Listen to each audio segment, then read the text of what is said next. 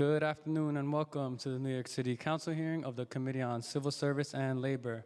At this time, can everyone please silence your cell phones? If you wish to testify, please go up to the sergeant's desk to fill out a slip. Written testimony can be emailed to testimony@council.nyc.gov. Again, that is testimony@council.nyc.gov. At this time and going forward, no one is to approach the dais. Thank you for your cooperation. Chair, we are ready to begin. Thank you. Good afternoon. I am Councilmember Carmen De La Rosa, Chair of the Committee on Civil Service and Labor. Thank you for joining today's hearing on strengthening the Earned, Safe, and Sick Time Act. In addition to today's oversight topic, we will also be hearing the following bills. Intro 078, sponsored by Councilmember Brewer, providing for a public education campaign by the Department of Consumer and Worker Protection in coordination with the Department of Health and Mental Hygiene to educate employees of their rights under the Earned, Safe, and Sick Time Act. Intro 563, also sponsored by Councilmember Brewer, adding a right to file a private civil action to Earn Sick Time Act, which allows most private employees in New York City to earn paid sick time for their employers. Intro 617, sponsored by Councilmember Hanif, amending the definition of employee in the Earned, Safe, and Sick Time Act to extend the Act's benefits to independent contractors who meet certain conditions. The Earned and Safe Time Act, the Earned, Safe, and Sick Time Act, also known as ESTA, grants employees the right to use safe and sick leave for care and treatment of themselves or a family member and to seek legal, social services assistance or take other safety measures if the employee or a family member may be the victim of any act of or threat of domestic violence. The law ensures that New Yorkers across the private sector won't lose a paycheck because they themselves or a family member is sick or in crisis. The law has been expanded and strengthened 3 times over the past decade, most recently in 2020.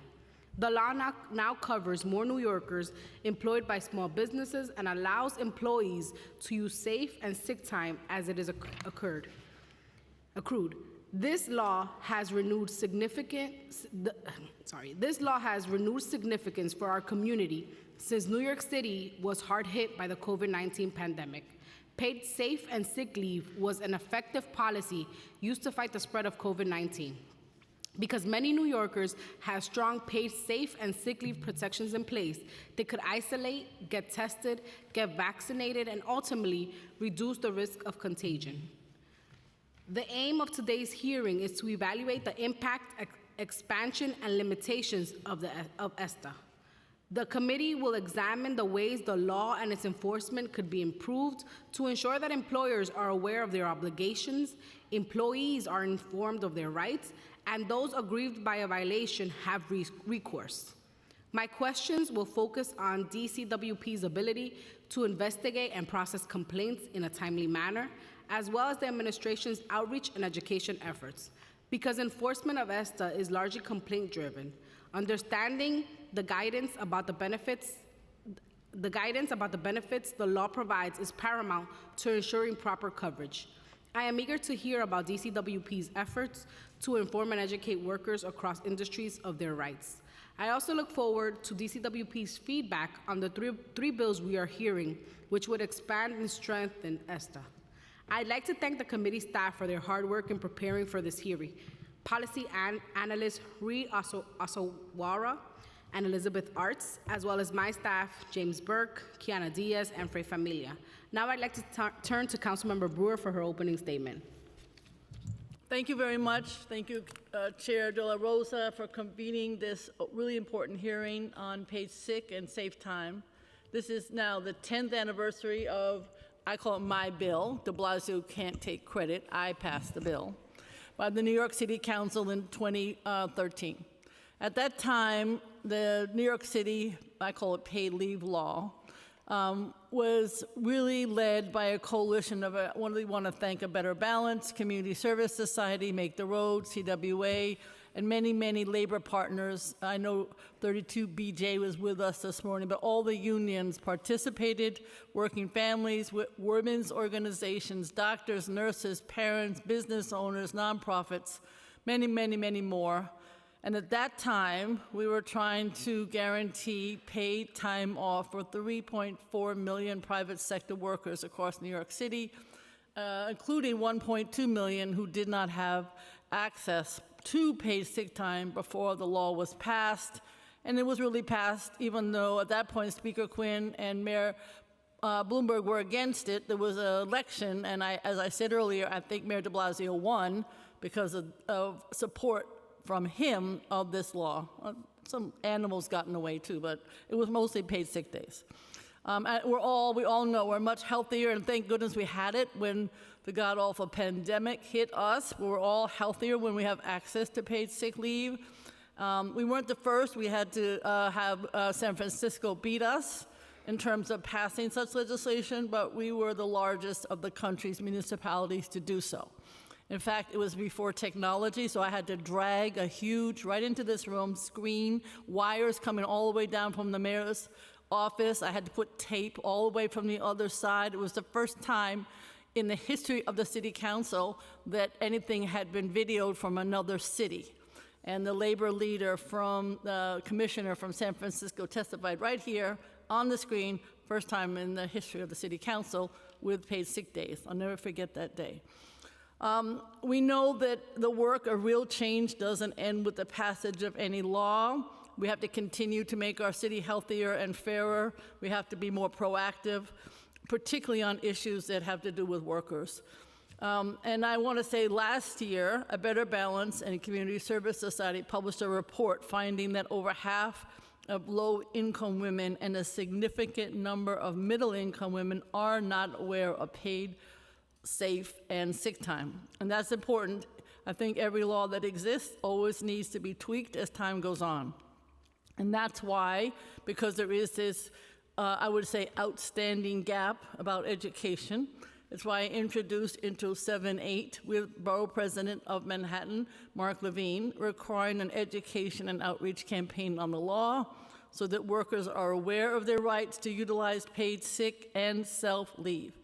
And I think you'll hear more from the speakers here today about how to make that happen in communities. My second bill on today's agenda is Intro 563. It adds a private right of action to the law. When paid sick leave was first passed, we focused on establishing a robust administrative process and enforcement agency for workers and employers without a private right of action. And yet nearly 2/3 of the paid sick time laws across the United States, there are more of them than there were when I passed ours, they include a private right of action, which allows workers to go to court to enforce their rights and seek remedies for violations if the administrative doesn't work. And so it's in addition to an administrative enforcement mechanism through the state or local government. There are many strong arguments for adding a private right of action, and particularly getting workers the relief and justice they are entitled to, which can only be guaranteed by a court of law. And I just want to add, because I know there are people who are concerned about that, who are employers, I want to say it is used very, very little. I also do want to thank the Commissioner, Department of Consumer and Worker Protection, and Liz Wagner, who's been doing a great job on the administrative level. And we thank you very much for all the work you've been doing. We just need more education, and when possible, when it's only necessary, private right of action. Thank you very much. Thank you so much, Councilmember Brewer, for your continued leadership. Now we'll hear from Councilmember Hanif. Thank you to our incredible Chair De La Rosa, her team, and the Committee on Civil Service and Labor for securing this important hearing and including Intro 617 on today's agenda. I also want to extend gratitude to the 27 council members who are sponsors of this bill, especially Chair De La Rosa and council members Caban, Riley, and Velasquez, who introduced this bill alongside me. Currently, the New York City Earned Sick and Safe Time Act only applies to workers classified as employees and exempts those who are classified as independent contractors. While this exemption might make sense for certain independent contractors who are legitimately self-employed freelancers, it is deeply harmful for workers who are in more vulnerable working arrangements. App-based workers such as delivery workers and rideshare drivers are amongst those wrongly exempted. Due to the absence of state or federal legislation that clearly defines an independent contractor, Silicon Valley app companies are able to classify their workers as contractors despite closely mimicking traditional employer-employee relationships. Workers who are illegally misclassified as contractors, such as certain home health aides, nail salon workers, and construction laborers, are also currently exempted. These workers meet the standards of an employee, but are blatantly misclassified as contractors by employers attempting to drive down wages, rob workers of essential benefits, and avoid paying payroll taxes. If these exempted workers get sick, they have to make the impossible decision to either skip a paycheck or to come into work and endanger their health and the health of those around them. Exempted workers who are survivors of domestic or gender-based violence are also unable to access the critical paid safe leave provisions that workers classified as employees are protected by. These carved-out workers who combined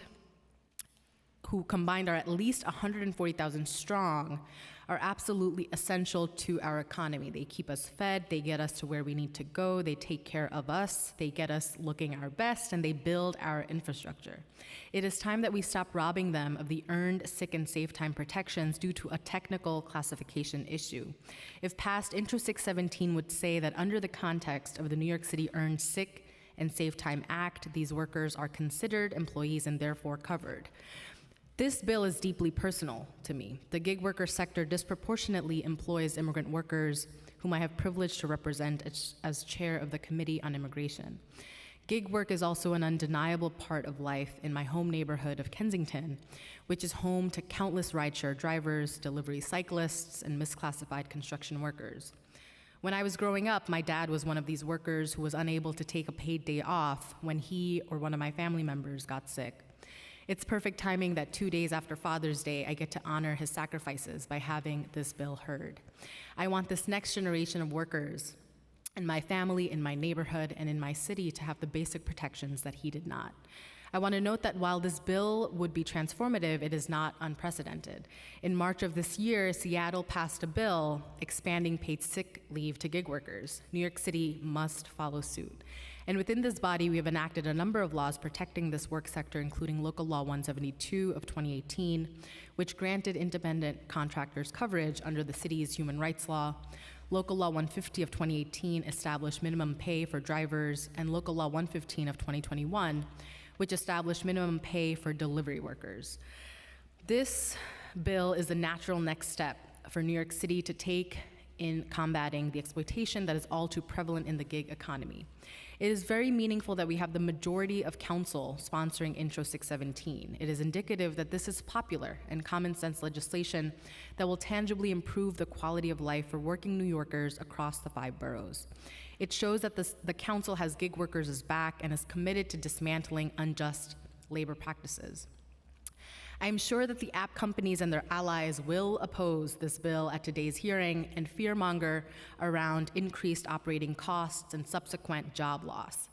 These are the same concerns that were raised by employers when the original Earned Sick Time Act was passed in 2014. As the committee report notes, studies on the implementation of the act demonstrate that these fears are unfounded.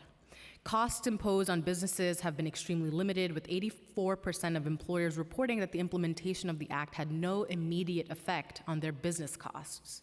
In fact, the CDC has found that in the long run, businesses actually save money via the implementation of paid sick leave policies due to reduced turnover, increased productivity, decreased workplace injuries and fatalities, improved preventative medical care, and reduced transmission of contagious disease. I want to thank the incredible coalition of advocates who have coalesced behind Intro 617 and rallied with us this afternoon, including Los Deliveristas Unidos, the New York Taxi Workers Alliance, the National Employment Law Project, New Immigrant Community Empowerment, the Community Service Society, and 32BJ. Their insights were critical in the drafting of the bill's text, and their collective worker power will be the fuel that propels it forward. I also need to thank the Progressive Caucus, which has championed this bill as one of the core pieces of its legislative agenda. I want to extend gratitude to Councilmember Brewer, who carries the other 2 pieces of the package being heard today, and is the architect of the existing paid sick and safe leave law. We would not be here today without your work. Thank you. I also want to thank Comptroller Lander, who introduced a previous version of this bill last session and has been an invaluable resource along with his whole team. Before closing, I'd like to note 2 amendments to this bill that have been made since last session that ensures that the bill is targeted to relevant workers and is not overly broad. The first exempts certain true freelancers that have more control over their work via a professional services clause. The second exempts true self-employed business owners who are exempted via a business-to-business clause. I'd like to pass it back to Chair De La Rosa. Thank you. We will now hear testimony from the administration. Before we begin, I will administer the affirmation. Panelists, please raise your right hand, and I will read the affirmation once and then call on each of you individually to respond. Do you affirm to tell the truth, the whole truth, and nothing but the truth before this committee and to respond honestly to council member questions? I do. I do. Thank you.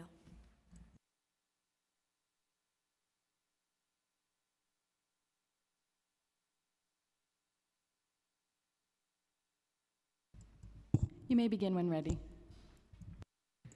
Thank you. Good afternoon, Chair De La Rosa and members on the Committee on Civil Service and Law and Labor. I am Vilda Vera Mayuga, Commissioner of the New York City Department of Consumer and Worker Protection, and I am joined by Elizabeth Wagoner, Deputy Commissioner of our Office of Labor Policy and Standards, and Carlos Ortiz, Assistant Commissioner of External Affairs. It is my pleasure to be here today to testify on a topic that is central to our efforts to protect New Yorkers and their families: paid safe and sick leave. New Yorkers should never have to make a decision, should never have to make a choice between their health or the health of their loved ones and their livelihood. As a working parent myself, I rest easier knowing that if I need to take care of my children or my mother when they have to stay home sick, I will not face any repercussions when I go back to work. And we are all more comfortable at work knowing our colleagues have the right to take time off when they are sick or when their loved ones are sick. New York City's paid safe and sick leave law ensures New Yorkers have the right to take time off work to care for themselves or loved ones when they're sick, need preventive care, or access services, or take safety measures related to domestic violence, sexual violence, stalking, or human trafficking. Currently, most eligible workers have the right of up to 40 or 56 hours of paid leave per year, depending on the size of their employer. As we saw throughout the pandemic, paid safe and sick leave was essential for our city's workers. And as we continue our recovery, it remains a crucial workplace right for working families and individuals. Our team at DCWP works tirelessly to ensure that New Yorkers know about and can exercise their rights under the paid safe and sick leave law and are not penalized for taking care of themselves or their loved ones. Our education and outreach efforts inform workers through presentations, informational gatherings, and high visibility events partnering with key community-based organizations. We have also used citywide paid advertising campaigns, social media platforms, and more to bring the word to New Yorkers that paid safe and sick leave protections are here for them. Last year, we conducted a multilingual marketing campaign on paid safe and sick leave to raise awareness of employee rights with a focus on workers in industries and neighborhoods with high incidence of sick leave complaints. Overall, since the start of the Adams administration, we have held close to 1,000 outreach events connecting more than 76,000 New Yorkers. And when workers report violations of their rights to us, we take action. Since the paid safe and sick leave law went into effect in April 2014, DCWP has received more than 3,450 complaints about potential paid safe and sick leave violations, closed more than 2,500 investigations, and obtained resolutions requiring approximately $21 million in combined fines and restitution for 60,000 workers. Last year, we reached New York City's largest ever worker protection settlement with Chipotle, following violations of the paid safe and sick leave law and the Fair Workweek law. That settlement provides $20 million in compensation to approximately 13,000 workers, millions of which is attributable to Chipotle's safe and sick leave violations. Just last month, we reached a settlement with Con Edison over violations of paid safe and sick leave, securing more than $200,000 in restitution for 480 workers who were denied the right to safe and sick leave and $40,000 in civil penalties. And we're not stopping there. We remain committed to our efforts to protect workers and keep businesses and employers in compliance with the law. Turning to today's bills, Introduction 78 would require DCWP to hold a public education campaign informing employers and employees of their responsibilities and rights to paid safe and sick leave. DCWP would be required to coordinate with the Department of Health and Mental Hygiene to distribute posters, flyers, and other written materials to pharmacies, doctors' offices, and hospitals, as well as invite New York City Health and Hospitals to participate in the posting and distribution of these materials. DCWP supports the intent of this legislation. We currently engage in extensive outreach efforts to educate New Yorkers about their rights in the workplace, as I described earlier in my testimony. Introduction 563 would allow New Yorkers the right to file a civil action in court if the right to paid safe and sick leave is violated. At the municipal level, workers can file a complaint with DCWP, but not in court, for violations of the city's paid safe and sick leave law. Many labor laws have private rights of action that assist in promoting compliance, as well as providing workers an important additional option if their rights are violated. DCWP supports Introduction 563 and believes that a private right of action for paid safe and sick leave will promote deterrence and help to ensure more workers are made whole when their rights are violated. The laws and rules of our city, in particular those that advance dignity for workers, must be followed, and bad actors should be held accountable for violations of the law. Introduction 617 would amend the definition of employee under the paid safe and sick leave law to include workers who would be deemed an employee under a new standard included in this bill. DCWP supports the intent of Introduction 617. We appreciate and share the goal of expanding worker protections. That said, we have concerns about expanding the definition of employee at the municipal level alone.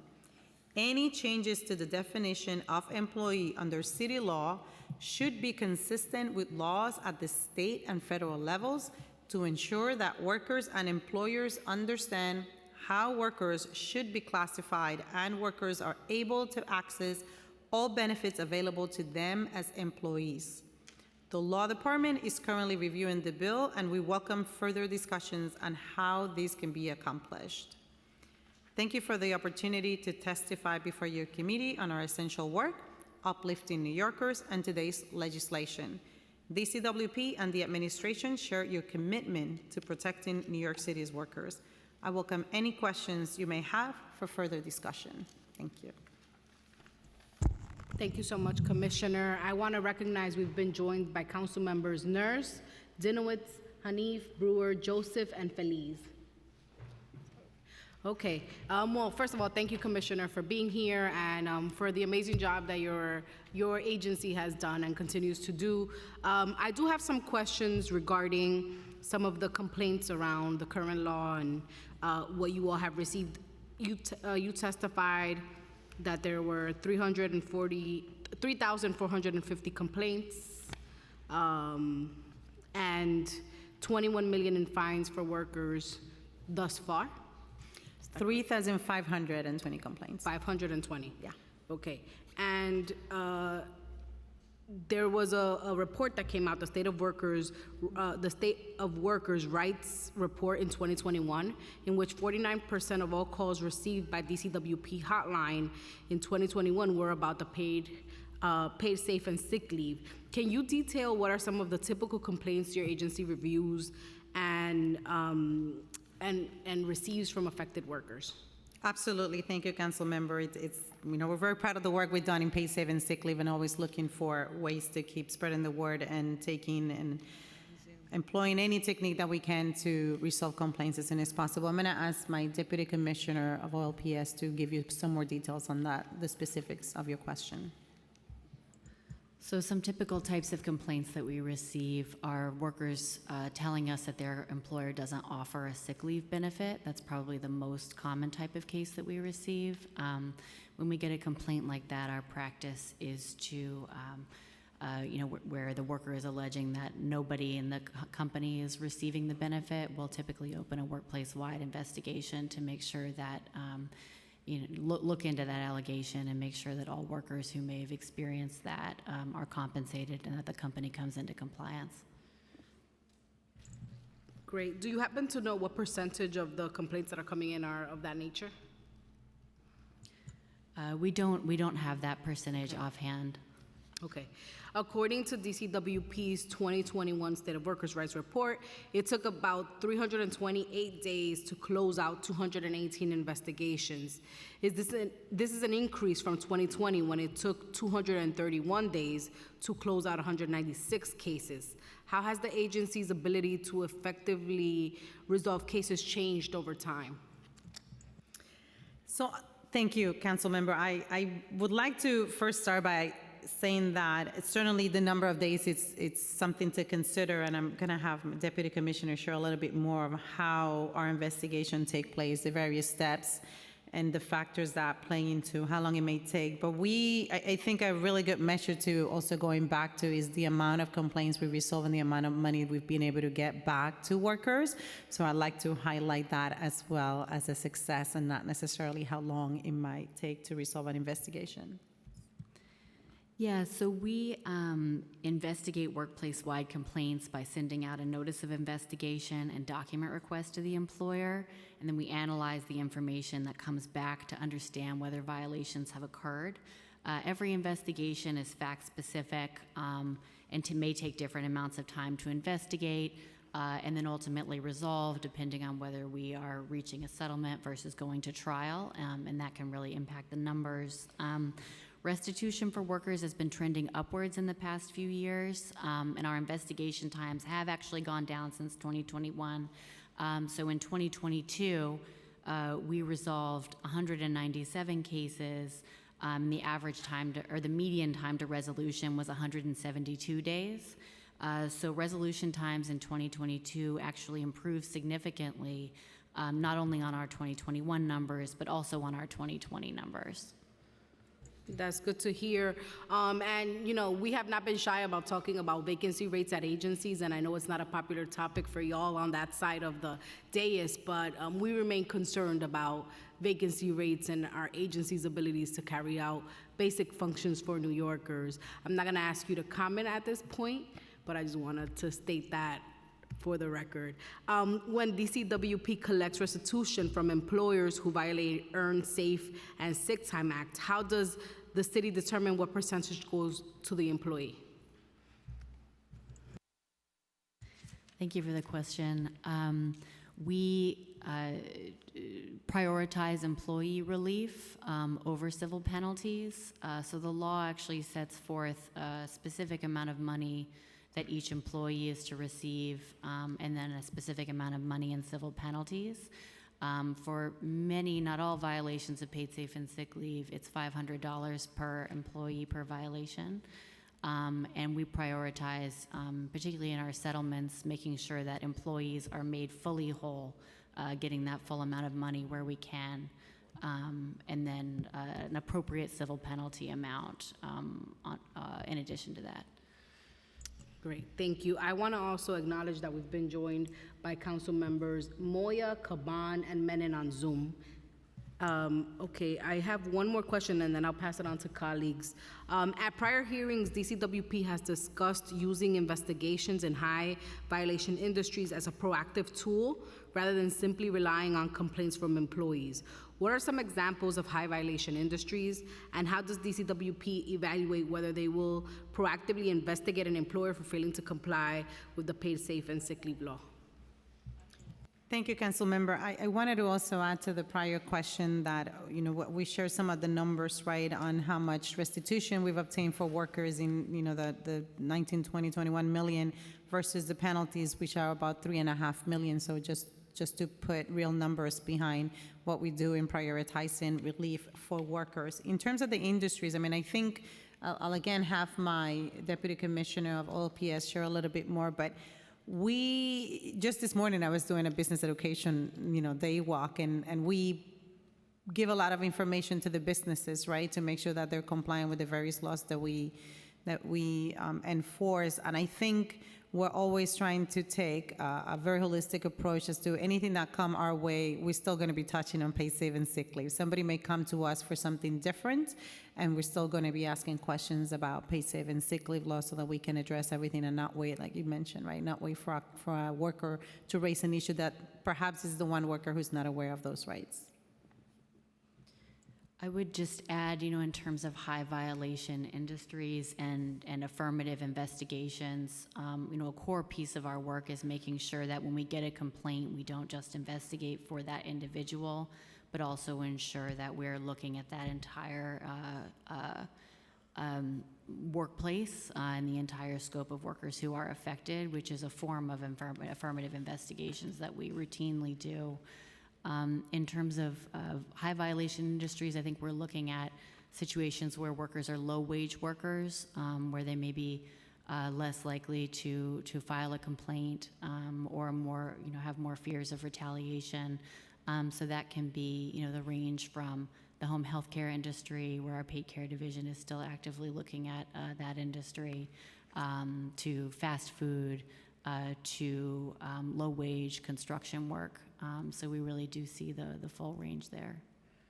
And if I could also just amplify something the Commissioner mentioned in her testimony, it's, I think our team has done a great job in using this data to look at the high-risk industries for investigation, but also now from a proactive educative model, we're also using that to direct our paid outreach campaigns, focusing them in neighborhoods and industries where we know there's high incidence of paid safe and sick leave complaints.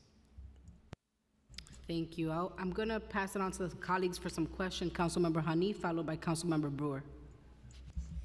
Thank you so much, Chair De La Rosa, and thank you to Commissioner Mayuga, Deputy Commissioner Wagner, and Assistant Commissioner Ortiz for just all the work you all do, and want to just emphasize the incredible wins that the agency has had in support of workers, and to have an agency really rooted in workers is a gift. And the work you've done for the Chipotle workers, the Con Edison workers is tremendous. So thank you for the work you've done in those regards, and the work you've done just on paid sick and safe. And it's super encouraging for me to hear, and for all of us to really know about supporting the intent of Intro 617, and I really want to be able to work together to get this to the finish line. I know you've expressed some concerns around the definition of employee. Could you specify if there are any other specific operational concerns that the department has regarding this bill as it's currently written? Thank you, Councilmember, and thank you for paying attention to our work and seeing the results of it. We do take a lot of pride in it, and worker protection was the last piece of the agency that was added to our title, and we've really embraced it and brought in a remarkable team to ensure the enforcement of those laws take place. In terms of Intro 617, you heard me say we supported anything that's going to expand worker protections. We're going to be supportive. I come from the state. I used to be at the Department of Labor, right, doing worker protection there as well. And I just think it's very important to make sure that we are consistent with the definition of employee.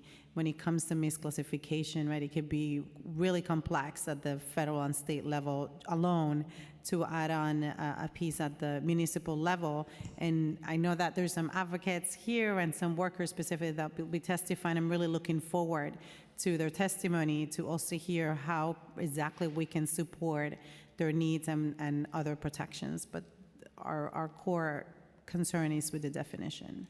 That's really great. I'm excited to work on this together and, of course, hear from everybody who has signed up to testify. And are there any other particular changes that you all want to talk about, any other feedback, or any flags that this iteration of the bill raises? No, I mean, we know that the law department is also reviewing and they have some thoughts, so we'll look forward to having those discussions. Okay, excellent.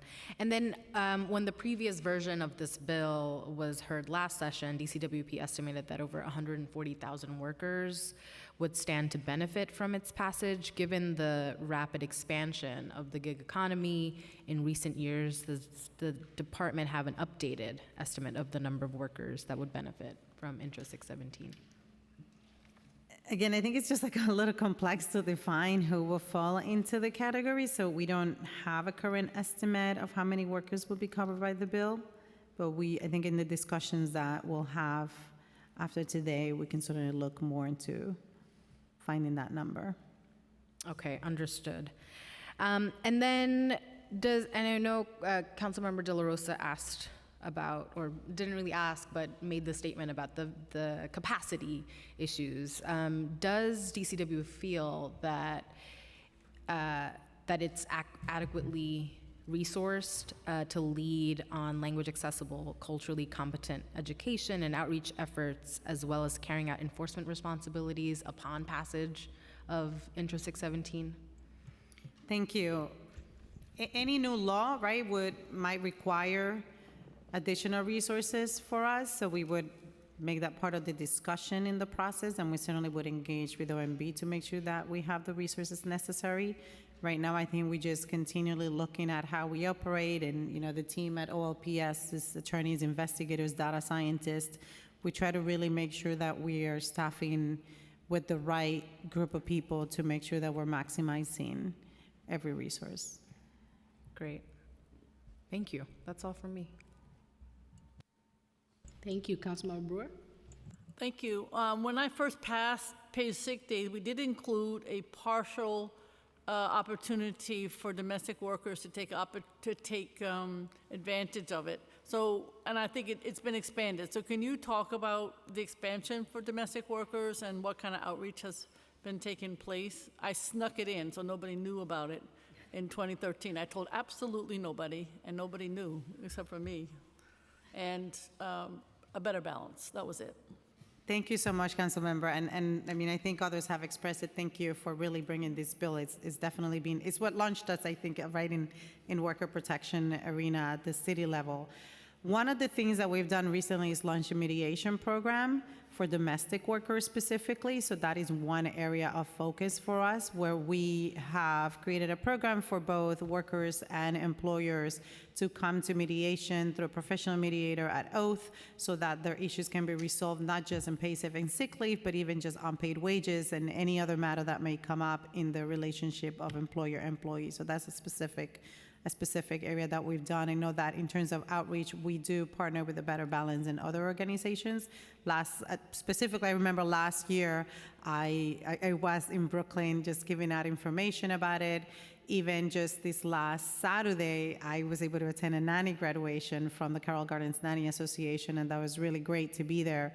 It was about 50 childcare professionals, right, who were being graduated in learning about, a number of things that would get them better skilled at the job, and also teaching them about these rights. It was something that there was a little skit that was done, and they actually knew about it, so that was wonderful. So those are some of the things that we've done to educate them, and in terms of the expansion, I don't know, do you want to add anything?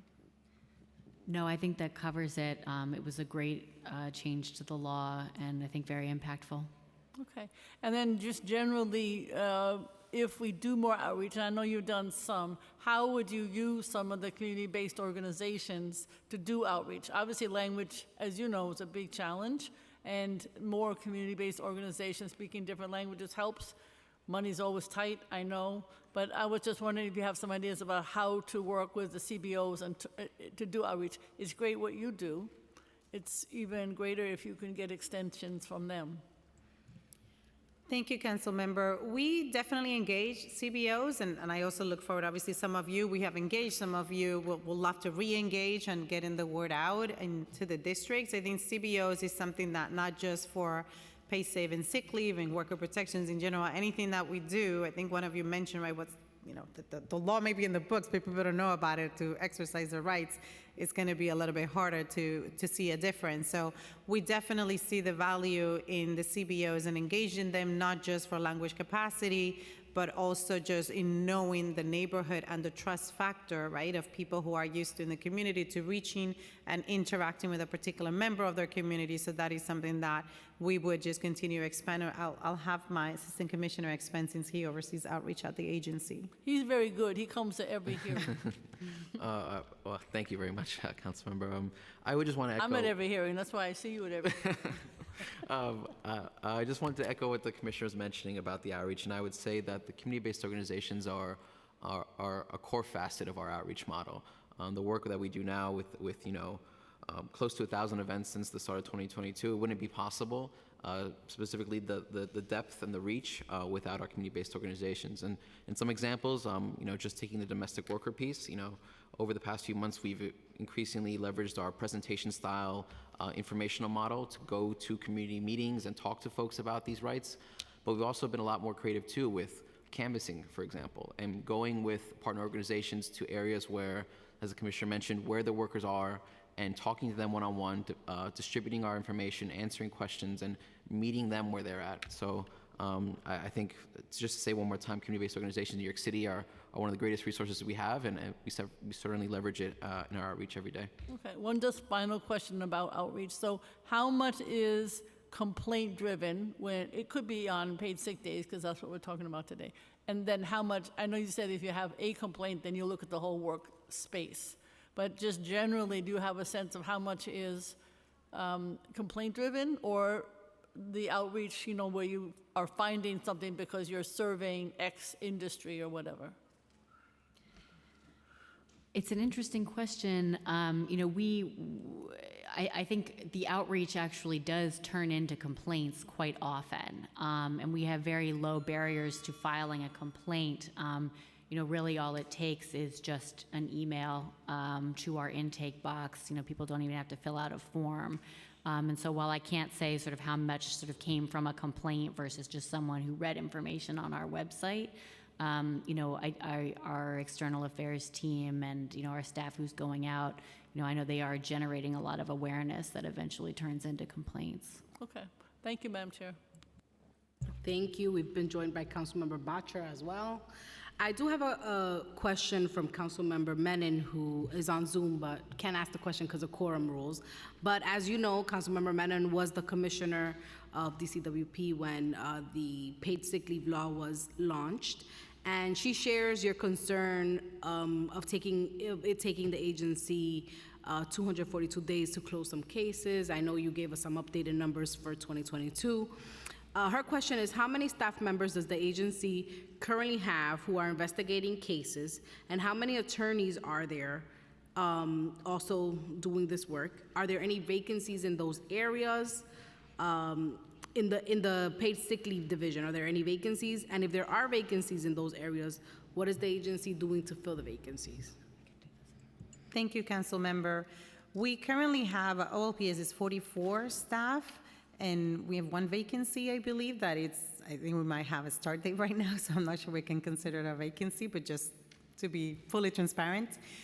It is a combination of, I think I mentioned before, investigators, data scientists, attorneys that work on all of the worker protection laws. I'll have my Deputy Commissioner give you maybe some more details about how it works, but we have 44 total in that unit.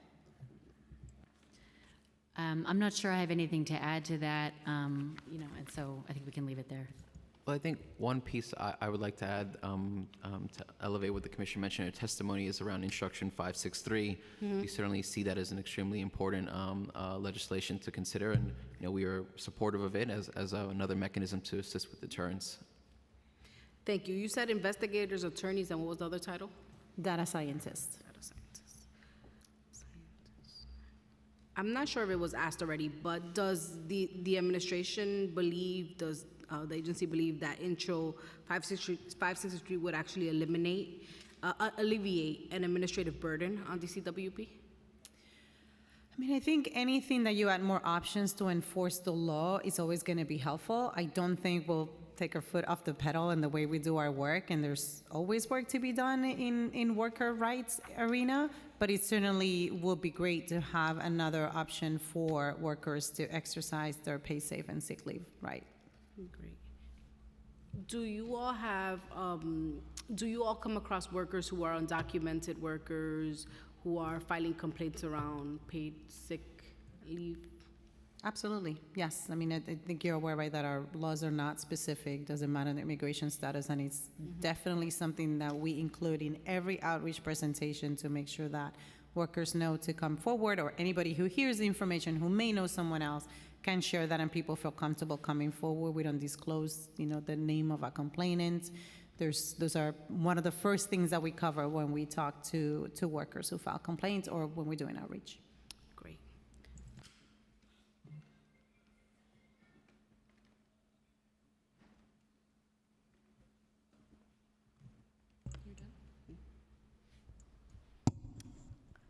Thank you to the administration. That concludes questioning. We are going to move to the public portion of the hearing. So we will now turn to public testimony. We'll be limiting public testimony today to 3 minutes each. For in-person panelists, we will come up to the table. Please come up to the table once your name has been called. For virtual panelists, once your name is called, a member of our staff will unmute you, and the Sergeant-at-Arms will set the timer and give you the go-ahead to begin. Please wait for the Sergeant to announce that you may begin before delivering your testimony. For the first panel, I'd like to call up Claudia Enriquez from Comptroller Lander's office.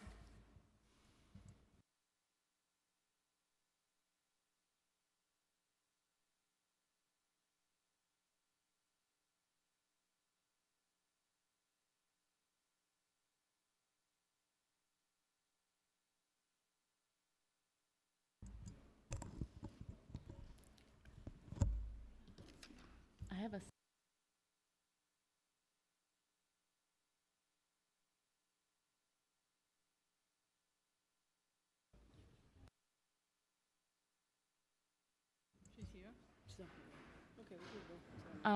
Okay, we're going to turn to our second panel, which is a hybrid panel. Just bear with us for a moment.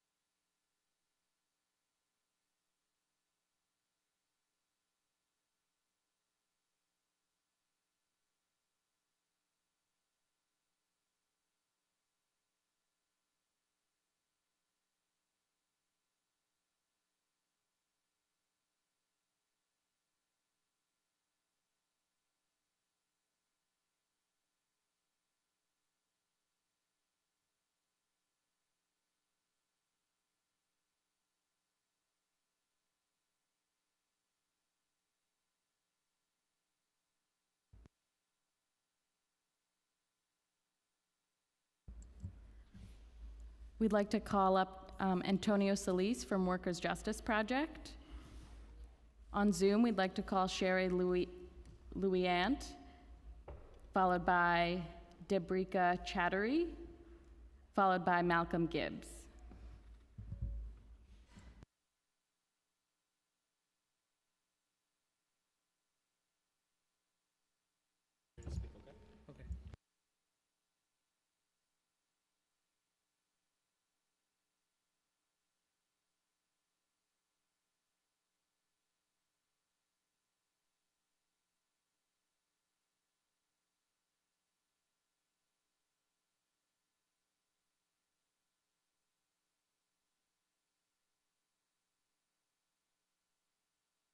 You may begin when ready, Antonio.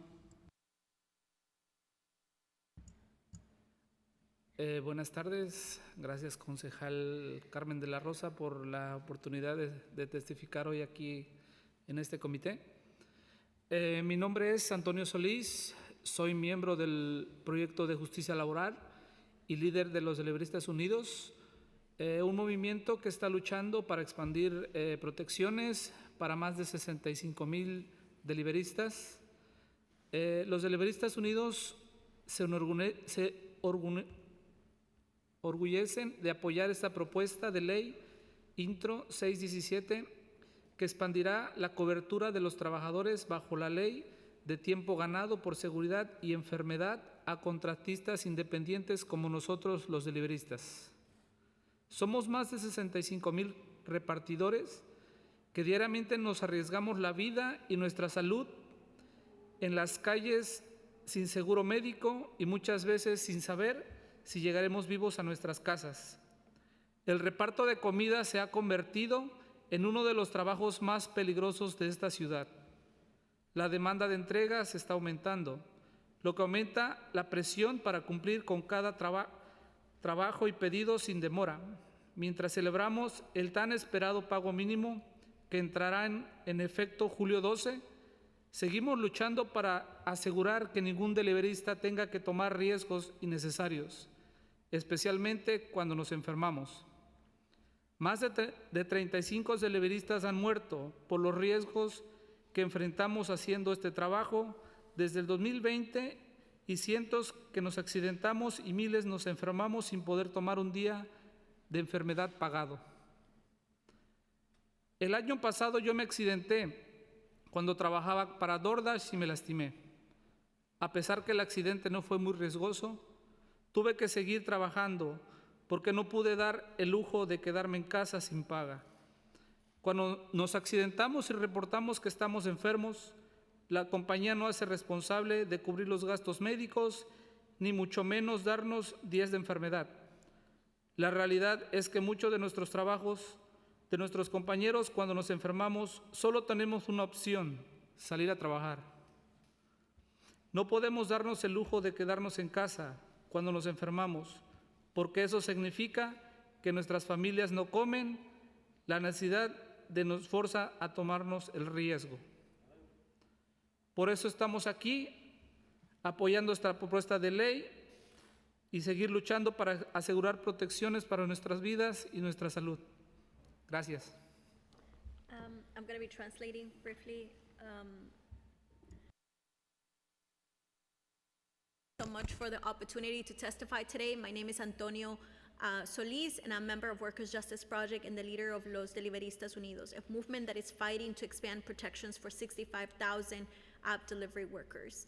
We're proud to stand and support this package of legislations that would expand paid sick leave to independent contractors like Los Deliberistas. We're 65,000 deliberistas that take the risk every day in the streets of New York without health insurance and even risking our own lives, and without knowing whether we're gonna be able to come back home.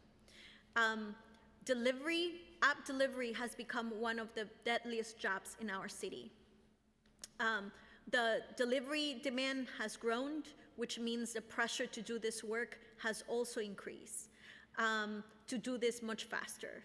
While we celebrate our victory of the minimum pay that enters in effect July 12th, we will keep fighting to ensure that no delivery worker has to take unnecessary risks, especially when we are sick. More than 35 deliberistas have died since 2020, and many more, hundreds get injured, and thousands go out to work sick without being able to stay at home. Just last year, I got into an accident while I was working with DoorDash. I hurt my leg. Even though the accident wasn't so serious, I actually had to keep working while I was injured because I did not have the luxury to stay at home without not being paid. When we get into the accidents and we report these accidents, or when we report being sick, the company doesn't take any responsibility to cover our health insurance, and much less to actually provide us paid sick leave. The reality is that many of our colleagues get sick, but we only have one option: to actually go out to work, because we depend on this to provide to our families. We can't afford to stay at home and not to be paid, because this means that our families will not be able to stay fed. And we're here supporting this package of legislation because we want to keep working and doing this job with more protections, so we don't have to put at risk our lives nor our health. Thank you. Thank you. Thank you so much for your testimony, and thank you for all the work you continue to do. Thank you. Next, we'll hear from Sherry Luant on Zoom. You may begin when the sergeant starts your clock. Starting time. Good afternoon, and thank you to the committee for this opportunity to testify. My name is Sherry Lewant. I am co-president and co-founder of A Better Balance, which is a national legal advocacy organization based here in New York. Since our founding, we've helped pass dozens and dozens, now about 45, paid sick time laws across the country, as well as paid family and medical leave laws, pregnancy protection laws as well. But there is nothing we are prouder of than our role in helping to draft and negotiate the Earned Sick Time Act, ESTA, that was passed in 2013, giving millions of New Yorkers the right to paid sick time. Passage of our law led directly to a cascade of other paid sick time laws around the country, so everyone should be very, very proud of that. We all owe particularly a debt of gratitude on this 10-year anniversary to the City Council that passed the law, and most especially to the sponsor of the legislation, Gail Brewer, who fought so hard to make sure that paid sick time was a right for all New Yorkers. Recognizing that even the best conceived laws, which this was, can be improved on, the City Council has amended the paid sick time law several times, expanding the definition of family, adding domestic violence purposes, increasing the time available for workers at larger employers. We're here today to urge you to further improve the law and testify in support of two particular improvements sponsored by Councilmember Brewer: addition of a private right of action and improvements in outreach and education. First, the critical need for a private right of action. The vast majority of the paid sick time laws that we've passed across the U.S. Include a private right of action, allowing a worker to go to court to enforce their rights. And there are no reported problems with enforcement of those laws. ESTA our law here in New York has a strong administrative remedy, and in the DCWP, an excellent enforcement agency dedicated to enforcing ESTA. We want to emphasize that administrative enforcement is the mechanism that most workers will feel most comfortable using and less intimidating using, going to DCWP to file a complaint rather than to court, particularly for it is often a fairly small amount of money. But the usual means of enforcement of rights will be administrative. However, there are a number of important reasons why we need to add a private right of action to go to court in ESTA. Probably most important is that equitable relief, particularly job restoration, often can only be obtained through court action. And many times that is the most important thing to a worker, especially when they've lost their job just because they took protected sick time. A Better Balance runs a free clinic, and most of the complaints that we hear about paid sick time, we can help someone file a complaint, and that's all that needs to be done. But I want to share the story of one of our clients, Anthony Lena, who was unable to get the relief he should have gotten, relief we feel confident he could have gotten in court. Anthony submitted written testimony and very much wanted to be here today, but he couldn't get time off from his job. So I'd like to read a portion of Anthony's testimony. Time has expired. Excuse me, time has expired. Oh, no. You may continue. Well, I just want to say, if you don't mind, I'd just like to read Tony's testimony, because it really shows why we need this private right of action. I won't read the whole thing.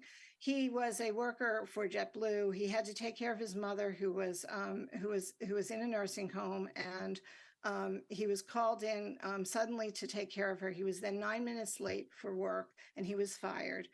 When he called us and we told him he was protected by the Sick Time Act, we filed a complaint for him, and this was in 2014. Just this past few months, about a month or two ago, he finally got a settlement, but he wasn't able to get his job back, and that's what he really wanted. He loved his job, and it was something that he desperately wanted, and we wanted to go to court for him, but we couldn't because there was no private right of action. So I think I want to emphasize there are a lot of folks out there like Anthony whose only relief could be gotten in court. And I want to also build on, I think, what the testimony of the department was, that it'll make their job easier if there is a backstop of a court action when a case is very difficult, or when there are a lot of violations that need to be put together. And cases will be easier to settle if employers who violate the law know that there's a private right of action. And I think, I know Debbie's going to testify, and I hope she'll testify on the importance of education and outreach. We did a report together that shows that we really need to continue to bolster that. I know there's been a lot done, but a lot more needs to be done. But thank you for the opportunity to testify. It's very much appreciated, and thank you to the council.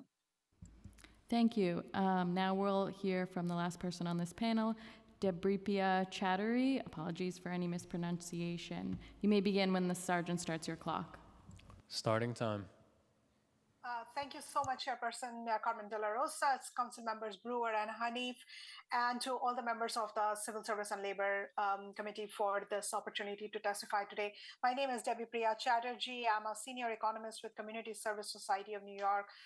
We have been dedicated to advancing economic opportunity for working New Yorkers for many years now, and we were especially instrumental in working with our collaborators, including a better balance in securing paid time off for New Yorker workers in New York City and state. Based on our latest unheard third survey of low-income New Yorkers, we know that approximately two-thirds of all covered employees receive paid sick time from their employers, but this statistic masks crucial differences by race and income. For working New Yorkers who are in poverty, that is earning less than 100%, less than the poverty threshold, only 40% reported receiving paid sick time. Among workers who earned slightly more, between 100 and 300% of the federal poverty line, almost 54% reported receiving paid sick time. High-income workers who earn more than 400% of the federal poverty line were much better off in that sense. Almost 80% of them do receive paid sick time off. In other words, our lowest income New Yorkers who need access to paid sick time the most are the ones who are being denied this workplace right on a regular basis. Women workers reported slightly higher rates of receiving paid sick time compared to their male counterparts, around 68%. White and Black workers received paid sick time at higher rates, 70%, than Asian workers at 61% and Hispanic workers at 55%. We think that this last statistic is probably a reflection of the lack of formalization or immigration restrictions that a lot of Asian and Hispanic workers face. So these low rates of coverage can be traced to a lack of awareness of their workplace rights. We have also seen, and Councilmember Brewer has mentioned them at the beginning of today's session, that almost half of low-income workers had little to no awareness that they were even entitled to this kind of about ESTA. What was more concerning, about 51% of low-income working mothers had hardly any knowledge of the law at all. Something that is crucial for that. So it is imperative that we take a proactive campaign to spread information about Intro 78. And moving on to extension of coverage to gig workers, we have done an extensive report showing that most of these workers in the so-called gig economy are misclassified workers. They are no different from your regular employers, and it's just a quirk of that they are denied their basic employee rights and workplace protections. Time has expired. I'll just very quickly finish. These workers provided essential services during the pandemic and had higher rates of coronavirus infection as a result of that. So it is only there's no economic rationale to deny the passage of Intro 617. And finally, like many of us have already mentioned, passing the 563 would take a load off of DCWP and make enforcement much easier. A law is only as good as the extent to which it is enforced, and having the opportunity that they can be brought to any court of jurisdiction would probably let the employers that would work as a deterrence for many more employers. Thank you again, and here for any questions. Thank you so much. I want to thank this panel for testifying and sharing your experiences. It's always meaningful for us to hear. Thank you so much. Gracias. Thank you to this panel. Next up, we'll hear from Claudia Henriquez from the Comptroller's Office.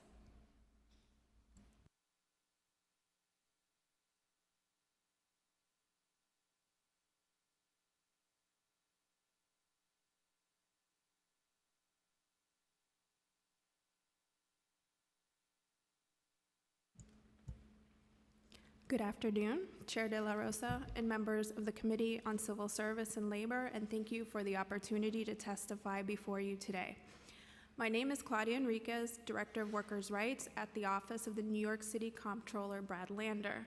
On behalf of Comptroller Lander, who is unfortunately not able to be here today, I am proud to share his support as the former sponsor of the bills now numbered INT 563 and 617 for all the legislation before the committees today and the robust enforcement of the Earned Safe and Sick Time Act, or the ESTA. I want to applaud the Department of Consumer and Worker Protection's enforcement of this regime, particularly during these last few tumultuous years of COVID-19 and the recent $202,000 in restitution that they secured just this past month for nearly 500 workers at Con Ed. In October of 2022, the Comptroller's Office released a follow-up audit report on DCWP's enforcement of the ESTA and assessed the implementation and status of its recommendations issued to DCWP in a prior 2019 audit. The Comptroller's Office determined that DCWP had improved its monitoring of restitution and its fine payments, its intake, investigative, and litigation processes related to its enforcement of the ESTA. Of the 21 recommendations made in the initial audit in 2019, this follow-up audit found that 19 of those had been implemented and 2 were no longer applicable. Despite DCWP's strong enforcement of the ESTA, unfortunately, many low-income workers are still unaware of their existing rights and protections under this law. 7 years after the law took effect, data from the Community Service Society's 2021 Unheard Third survey showed that half of low-income workers were not aware of their rights, and 42% said that they still don't receive paid leave from their employer. More than double the share of those with moderate to high incomes. Intro 78, introduced by Councilmember Brewer and Manhattan Borough President Levine to create an informational campaign concerning workers' rights under the ESTA, is an essential step to closing this awareness gap and ensuring that all workers can access their allotted leave.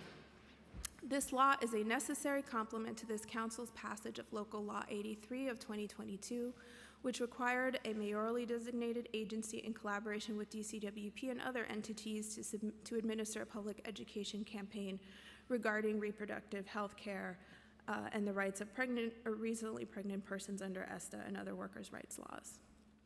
In March of 2022, Comptroller Lander was honored to release the Path Forward to a Feminist Recovery 12 Steps NYC Must Take to advance gender equity in the wake of the pandemic, alongside Council members Tiffany Caban and Shahana Hanif. In the report, they called for passage of Intro 617 to expand ESTA to cover app-based gig workers and other workers misclassified as independent contractors.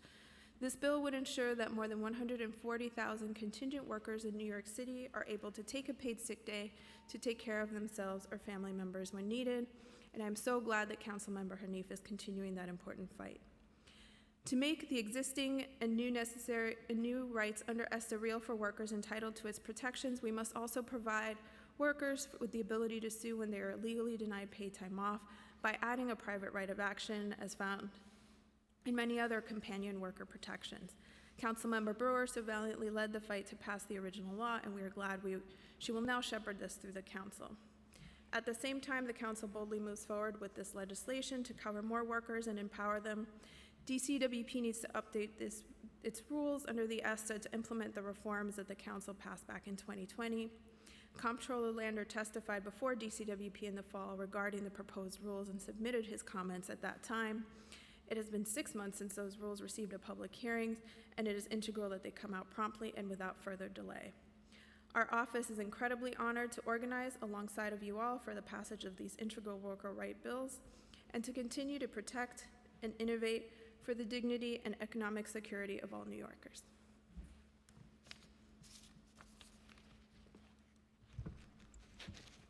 Thank you very much for your testimony.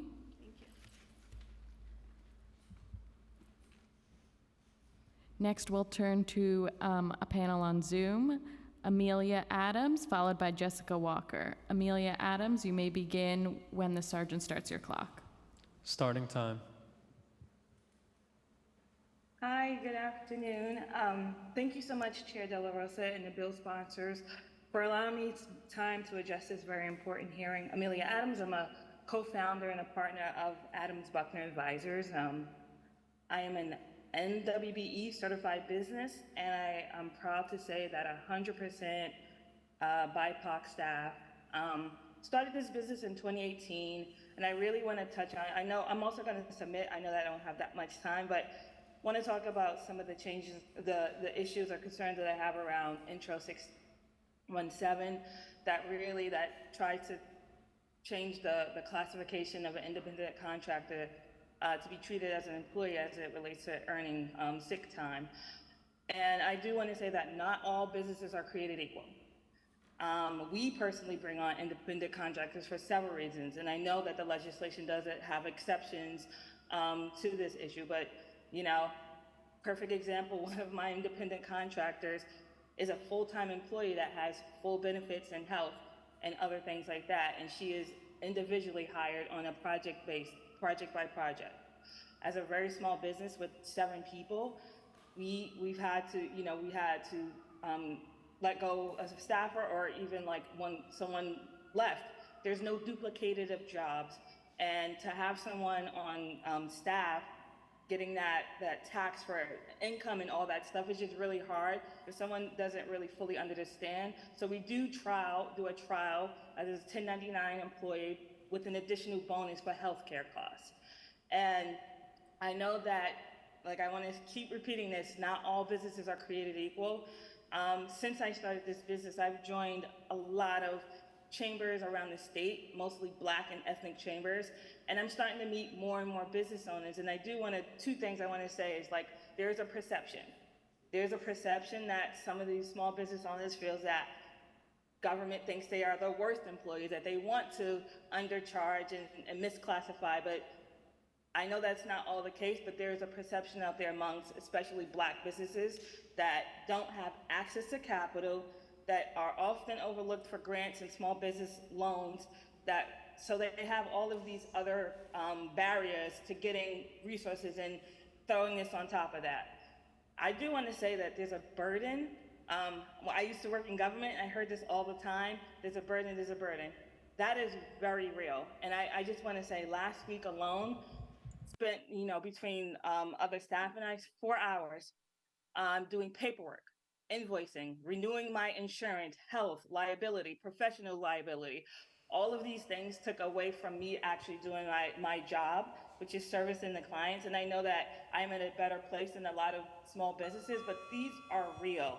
And I think people overlook Time has those expired. things. My time has expired. You can continue. You may continue. And I do want to say, because I don't want to just complain, and I'm going to submit this as well, there are some possible solutions.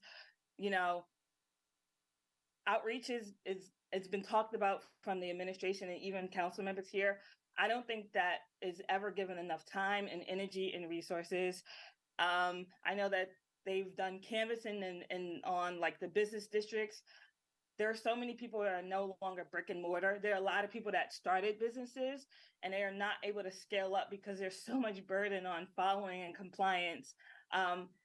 The perfect example, BNYC is a program that I just recently heard about, but as a certified MWB business, the city doesn't even send out notices about everything that you have to comply with. You already have a list of businesses. Why are you not doing that? Similar to how like there is a register to vote on every city website. I think that these needs to be a lot more outreach, and I am more than happy. There are a lot of businesses that will be more than happy to go through a lot of these things that are not part of the traditional chambers that I have found in the chamber and outside of the chamber, if that makes sense. And I'm sorry for going over my time. Thank you. Next up on this panel, we'll hear from Jessica Walker. You may begin when the sergeant starts your clock. Starting time. Hi, I'm Jessica Walker. I'm the head of the Manhattan Chamber of Commerce. Obviously, we're in the business of helping businesses, particularly small businesses, thrive here in New York City. I'm going to touch upon all three bills very, very quickly. On Intro 78, we certainly would never disagree with educating people about their rights. My only critique here is that I do think that since the city has such scarce resources, that those funds are probably better spent helping businesses comply with the law, educating businesses on the law. Again, from the very beginning of when this law was in fruition, we've always disagreed with the premise that employers are not trying to support their employees. They do want to do right by their employees. There's it's far and few between. The bad apples are far and few between. So we know that there continues to be mass confusion about the rights of employees post-COVID. There were so many laws that were put in temporarily at the city and state level, things that didn't always match. They were very confusing, and it continues to be because some of the city laws have gone away, but some of the state laws are still in the books. So I do think that if you want to spend some of those funds right now to really get the biggest bang for the buck, I would focus on educating businesses. As you know, most small businesses do not have human resources support, so that is really fundamental. On Intro 563, we do not support putting in the private right of action, and we have not supported that from the beginning. Again, this is because small businesses, it's very disruptive, particularly to small businesses. If someone sues them in court, they have to hire a lawyer. Each time, that is, we're talking about a $5,000 fee just to get somebody on a retainer for one case, even if they are found that they did not do anything wrong. This is a very costly premise, and certainly we don't support it just because there's already a system in place for remedy within the administrating agency. So we do not support that. And then finally on Intro 617, I thought the testimony of my colleague Amelia Adams sort of said it all in terms of what it means to expand the rights to independent contractors, especially for a small business. This could be very cost prohibitive, and so we do not support that bill as well. I just want to say, look, I know that the City Council is always trying to make this a better place, a better city for everyone, and certainly we have to support and protect our workforce. There's no question about that, and we believe in that deeply. I just always want the council to also weigh and consider the needs and the realities and the costs of being a struggling small business owner, particularly in light of everything that they've gone through in the last few years. Many are still, even though we're sort of over the hump, many still have very high debt that they took on during the pandemic to get through. Time has expired. Thank you. Thank you very much to this panel. Next, we're going to turn to an in-person panel. We're going to turn to Zubin Soleimani, followed by Bahavrai Desai, Alpha Barry, and Ibrahim Zoe. Please come up to the panel to testify.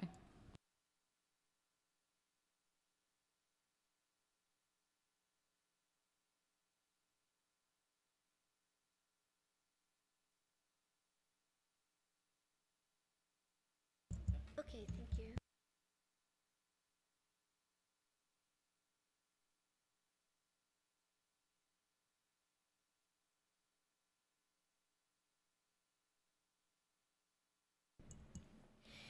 Good afternoon, council members. My name is Bedavi Desai. I'm the executive director of the New York Taxi Workers Alliance. We are over 27,000 member union of TLC licensed drivers across the city. More than half of our members now work for Uber and Lyft. I just really want to clarify something here. We're talking about such a basic human dignity. We're talking about 5 days a year that workers can take off and still be paid. 5 days a year. An Uber and Lyft driver on average works about 288 days of the year. That's 48 weeks, 6 days a week. Okay, that's assuming that the person doesn't work all 52 weeks of the year. 5 days off is equal to less than 2% of the days that drivers put in for back-breaking work in this industry. Going to the emergency room should not be your first and only alternative when you get sick. This is a job that lends itself to creating many occupational illnesses, from diabetes, kidney failure, heart failure. Drivers should not be able to take time off only when they're in chronic pain or when they're facing a chronic illness. We're talking about such a basic dignity. And we're saying that the update to this law, it does not reclassify workers. It does not specify Uber and Lyft as employers. What it does do is make a simple statement that in determining whether or not the worker is eligible for this law, we look at who controls the economic reality of their work. We're not talking about, when people work, if they have control over setting their schedules. We're talking about the economic relationship, how they're able to earn their living, if they're able to earn any living. In this industry, Uber and Lyft, they set the rates that drivers earn. They dictate which passengers you're going to get. They monitor your speed. They can fire you at will. When you have this level of economic control, you should bear some level of responsibility over the safety and health of the workforce that makes you your riches. That is a basic sense of human dignity and basic sense of fairness that we are asking for. Not only does this industry lend itself to drivers having high risk of illness, but also high risk of on-the-job assaults, of accidents, things that require you to be alert, which you cannot be when you are not well. This is a basic thing that we're asking for. And lastly, I just want to say, drivers pay to go to work every day. When you do not go to work, not only do you lose your income, but you have to pay for expenses out of pocket. This bill would give a basic sense of rights to a workforce that serves 700,000 people every single day who are equally dependent on the health and safety of the drivers that keep them safe during that ride every day. We urge the council to pass this bill. We urge the mayor to sign on to this bill and not stand in opposition. Thank you.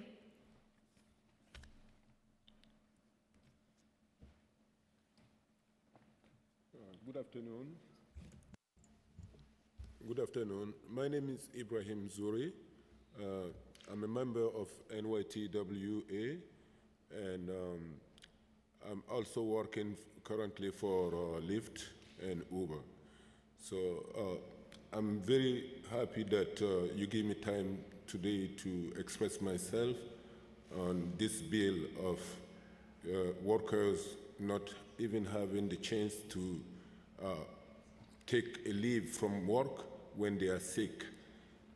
All I want to add is that as a worker, as a taxi driver, it come time that I had to make choice if I can stay home and look over my little girl health condition or go to work. So I had to go to work because I have bills to pay, I have my car note to pay, I have food to put on the table, and if I don't go to work, who's gonna do that for my kids? And I cannot tell my kids that because I'm sick and can't work that they cannot eat. So I wanted to ask you, city official, you're already doing a lot for us, because the last time we was here, we was fighting for many other things that you trying to implement for us. So our job is to give great service to the New York population. So we are in the center of the activities of the city, because if no taxi drivers go to work just for one day, New York City is gonna have, a lot to respond to the public and also to the government. So we asking of New York City to really care of our physical well-being and to also care of our mental state. Because if one have to choose between his health condition and going to work while sick, that is not good for the future generation of workers in this city.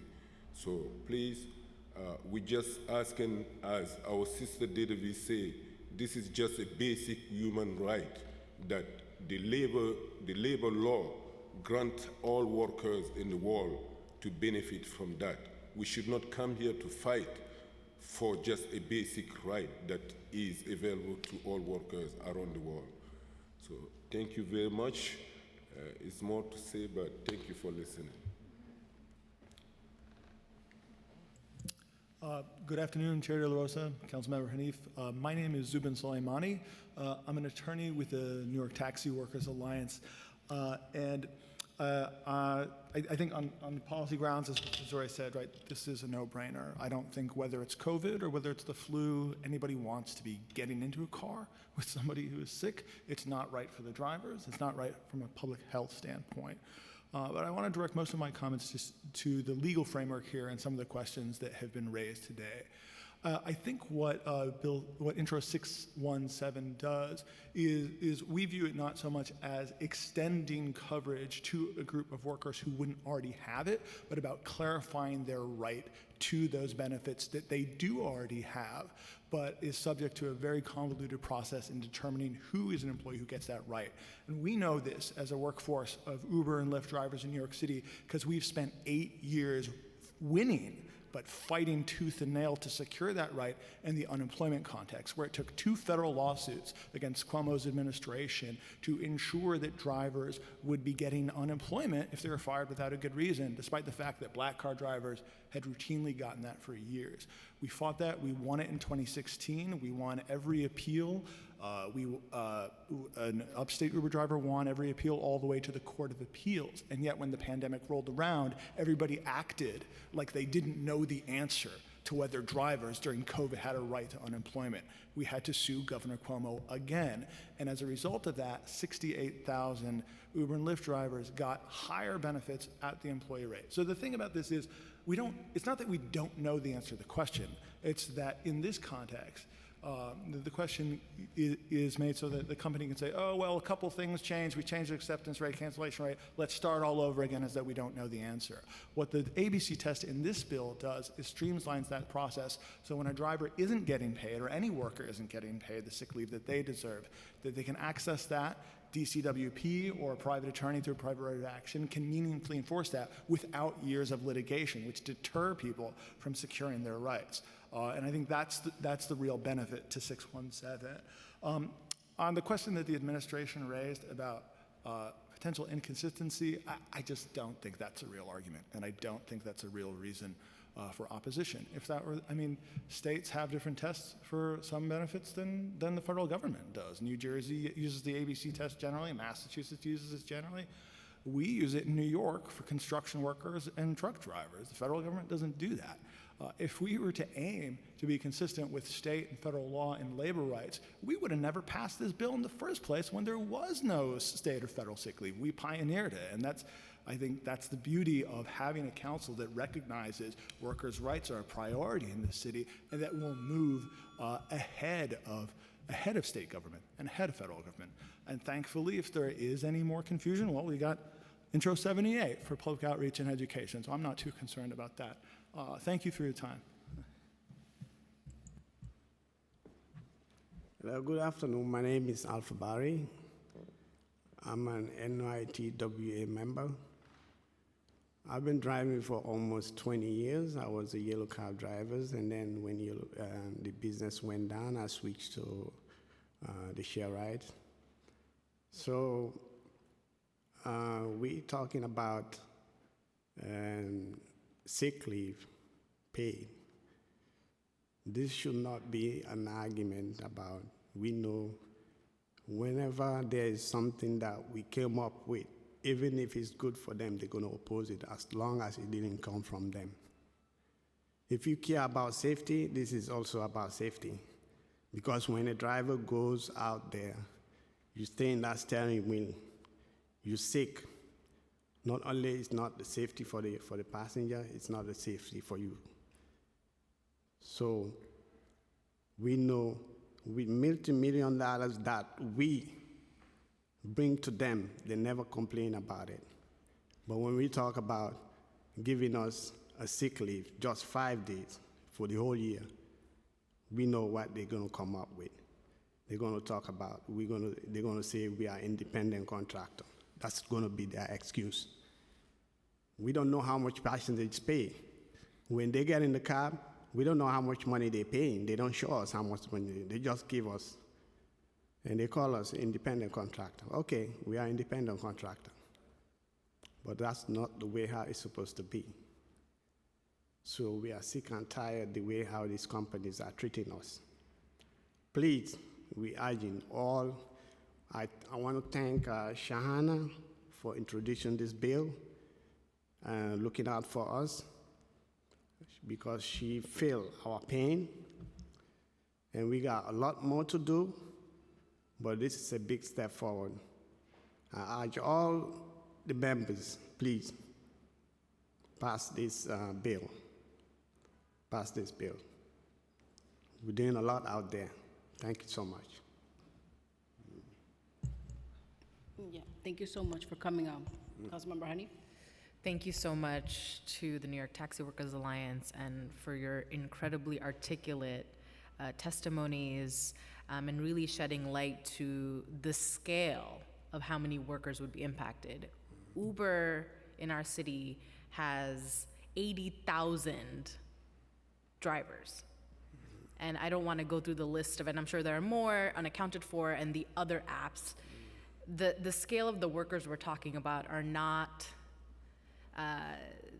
these really tiny businesses. We're not trying to attack or provoke small businesses from running out of business, from going out of business here. And so I do want to just clarify for folks who are tuned in and testifying, and perhaps testifying in opposition, that I made an earlier point that this iteration of the bill is with these two amendments that would exempt businesses that have certain true freelancers, and then would also exempt true self-employed business owners, which would be exempt from a business-to-business clause. So I really want to take that piece into account as we further engage in dialogue and conversation about this bill. But it is really important for us to acknowledge just how many thousands of workers right now, when they fall ill, and as you've described so beautifully, that the decision to stay home with your daughter versus the decision to earn for the food you'll be feeding her. I mean, no parent, no worker in this city should have to pick one or the other. That struggle inherently is That is antithesis to a sanctuary, dignified city. No worker should need to say, hey, do I look after my child today or go out there to make sure she's fed? And so I applaud you for joining us today. I know this is a work day for you all, and tremendous respect for taxi workers, and you're absolutely right. If the city's taxi workers decided, I am not working today, no Uber, no Lyft, no yellow and green cabs, none. And then if our delivery workers on the same day decided, well, I'm not delivering any food today either. You're not getting your groceries today. This city would be lost. We would not be the city we know we are today. And so I just want to put out in the record that our city is stronger because of these essential workers who keep this city's economy thriving. And just even 1 hour without the workforce sectors that we've talked about today would really turn this city off in ways that we cannot even imagine. It is beyond our fantasy. And I hope that we don't have to take those measures to make a point that these workers are essential and we absolutely must guarantee paid sick and safe time. Yes. Thank you. Thank you. Thank you to this panel. Thank you to this panel. I am going to do a last call for any folks in the room who we may have missed, who want to testify, as well as folks on Zoom.